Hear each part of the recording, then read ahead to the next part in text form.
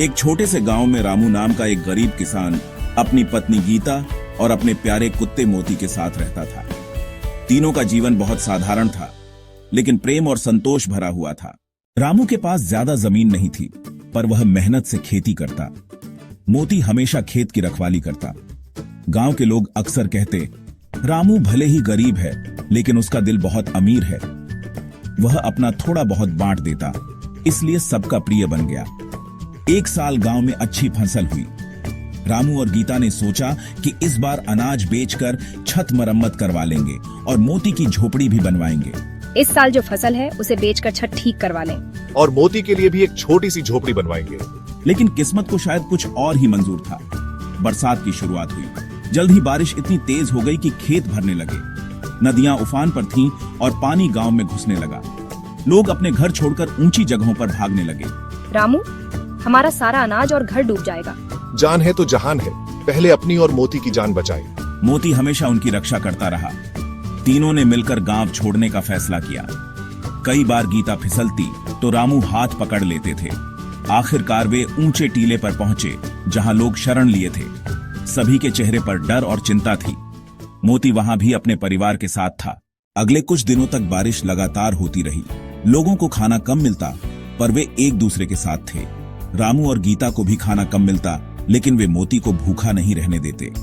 रामू कहते, मोती हमारी जान बचा चुका है। दिन कठिन गुजरते, ठंड, भूखमरी और इंतजार, पर हर शाम उम्मीद की एक किरण भी रहती थी। मोती ने उनकी जान बचाई, इसलिए उसे परिवार की तरह रखा गया। गांव वाले एक दूसरे का सहारा बने। कभी कभी पानी इतना बढ़ जाता कि डर अधिक गहरा हो जाता। लोग एक दूसरे की मदद करते और बचाते। नावों से बचाव के दृश्य। समुदाय ने अपने अपने संसाधनों से बांटकर कुछ दिनों का इंतजाम किया। बच्चों की हंसी ने दुख को कम किया। धीरे धीरे बारिश थमी और सूरज निकला। लोग अपने अपने घर लौटने लगे, पर लौटकर जो दृश्य दिखा वह दिल कुहला देने वाला था। उनका घर पूरी तरह टूट चुका था। फसल बह गई थी। अब हम कैसे जिएंगे? मिट्टी गई है, पर मेहनत नहीं। जब तक हमारे हाथ पांव और हौसला है, हम फिर से खेत जोतेंगे। मोती मानो कह रहा हो, हम सब साथ हैं तो सब कुछ मुमकिन है। गांव वाले एक दूसरे की मदद के लिए आगे आए। वे मिलकर रामू और गीता की मदद करने लगे। समुदाय ने मिलकर घर बनाने का काम शुरू किया। धीरे धीरे जीवन फिर से पटरी पर आना शुरू हुआ। ये मुश्किल उन्हें और मजबूत बना गई। हौसला और मेहनत से सब कुछ संभव हो पाया। मोती अब भी उनका संरक्षक था। गांव के सहयोग से जीवन फिर से चल पड़ा। किसान की असली ताकत उसकी जमीन नहीं, उसका साहस और मेहनत है। गांव वालों ने मिलकर रामू और गीता को घर बनाने में मदद की। धीरे धीरे उनका जीवन फिर से पटरी पर आ गया।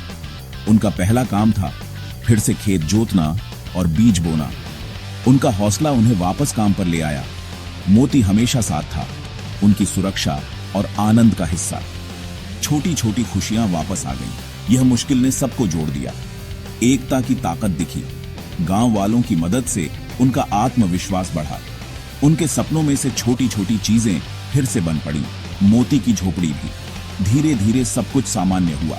किसान की असली ताकत उसकी जमीन नहीं, उसका साहस और मेहनत है। यही उनकी जिंदगी की सबसे बड़ी सीख थी। उनकी कहानी हमें याद दिलाती है कि सच्ची संपदा दिल और हौसले में होती है। छोटा सा गांव, बड़े से दिल। किसान की असली ताकत, साहस और मेहनत। अगर आपको यह कहानी पसंद आई हो तो लाइक और शेयर करें।